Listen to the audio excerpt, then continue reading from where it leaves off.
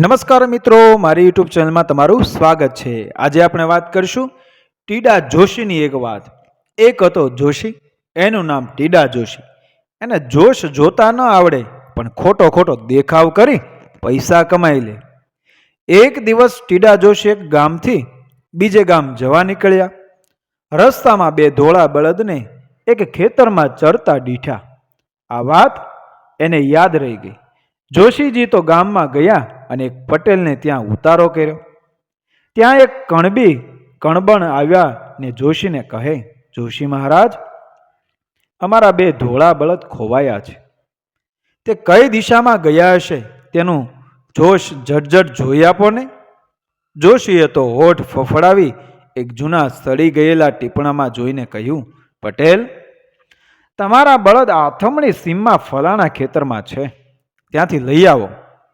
પટેલ તો બતાવેલા ખેતરે ગયો એટલે તેને બળદ મળી ગયા। તે ઘણો રાજી થયો અને તેણે ટીડા જોશીને સારી ભેટ ધરી ખુશ કર્યા। બીજે દિવસે રાત્રે ટીડા જોશીની પરીક્ષા કરવા ધરધણીએ પૂછ્યું, મહારાજ, તમારું જોશ સાચું હોય તો કહો, આજે ઘરમાં કેટલા રોટલા થયા છે? બન્યું એવું કે ટીડા જોશીને કંઈ કામ ન હતું અને ઘરમાં નવરા ધૂપ બેઠા હતા, એટલે રોટલાના તાવડીમાં નાખતી વખતે થયેલા ટપાકા ગણતા હતા। જોશીએ તો ટાઈમપાસ કરવા ટપાકા ઉપરથી ગણી રાખેલું હતું કે કુલ 13 રોટલા થયેલા છે।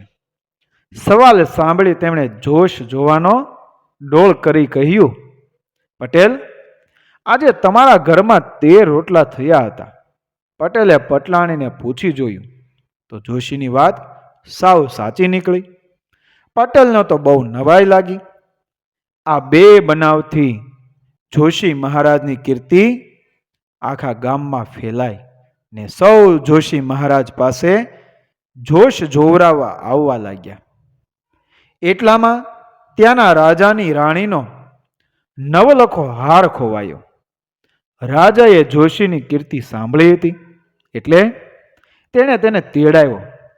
રાજાએ જોશીને કહ્યું, જુઓ ટીડા મહારાજ, રાણીનો હાર ક્યાં છે, અથવા તો કોણ લઈ ગયું છે તે જોશ જોઈને કહો। હાર જડશે તો તમને ઘણા રાજી કરીશું। જોશી મૂંઝાયા, જરા વિચારમાં પડ્યા। રાજાએ કહ્યું, આજની રાત તમે અહીં રહો ને રાત આખી વિચાર કરીને સવારે કહેજો, પણ જોજો જોશ ખોટું પડશે તો ઘાણીએ ઘાલીને તેલ કાઢીશ। ટીડા જોશી તો વાળું કરીને પથારીમાં પડ્યા પણ ઊંઘ ન આવે। જોશીના મનમાં ભય હતો કે નક્કી સવારે રાજા ઘાણીએ મને નાખીને મારું તેલ કાઢશે। નીંદર નહોતી આવતી એટલે તે નીંદરને બોલાવા લાગ્યા, નીંદરડી આવ, નીંદરડી આવ। હવે વાત એમ હતી કે રાજાની રાણી પાસે નીંદરડી નામની દાસી રહેતી હતી ને તેણે જ હાર ચોલ્યો હતો। ટીડા જોશીને નીંદરડી આવ, નીંદરડી આવ એવું બોલતા એણે સાંભળ્યા એટલે તે એકદમ ગભરાઈ ગઈ। એને લાગ્યું કે ટીડા જોશી મારું નામ પોતાના જોશના બળે જાણી ગયા લાગે છે। નીંદરડીએ બચી જવાનો વિચાર કરી સંતાડેલો હાર બહાર કાઢ્યો અને જોશી પાસે છાની છપની ગઈ અને બોલી, મહારાજ, લ્યો આ ખોવાયેલો હાર। હારનું ગમે તે કરજો પણ મારું નામ હવે લેશો નહીં। ટીડા જોશી મનમાં ખુશ થયા કે આ ઠીક થયું। નીંદરને બોલાવતા આ નીંદરડી આવી અને સામેથી હાર આપી ગઈ। ટીડા જોશીએ નીંદરડીને કહ્યું, જો આ હાર રાણીના ઓરડામાં તેના પલંગ નીચે મૂકી આવ। સવાર પડી એટલે રાજાએ ટીડા જોશીને બોલાવ્યા।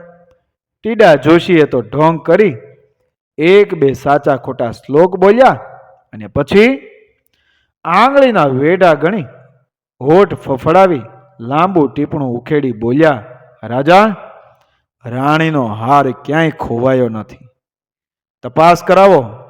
રાણીના ઓરડામાં જ તેના પલંગની નીચે હાર પડ્યો છે। એમ મારા જોશમાં આવે છે.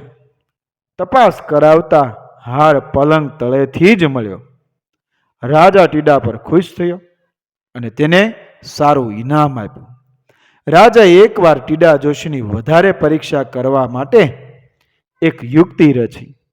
ટીડા જોશીને લઈને રાજા એકવાર જંગલમાં ગયો. જોશીની નજર બીજે હતી.